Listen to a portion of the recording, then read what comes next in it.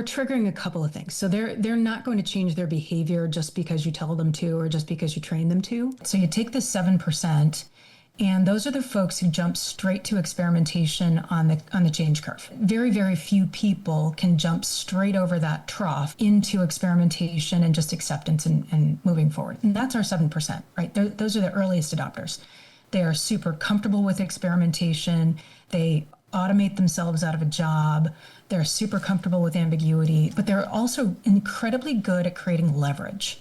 They know how to generate a lot of result for very little or as little effort as possible. So we get them to do the experimentation with us and tell us what the most productive use cases are in an organization, because that's problem number 2 with AI, right? Is coming up with the right use cases for your organization. And then group 2 is about 15% of the population. And they are smart. They are intellectually curious.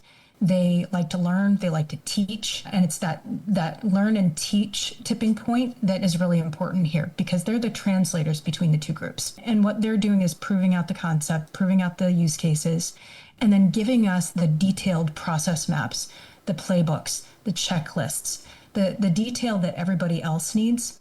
So that with the 80%, what we're doing is taking the ambiguity out. So we're creating prescriptive, here's how you adopt for your function.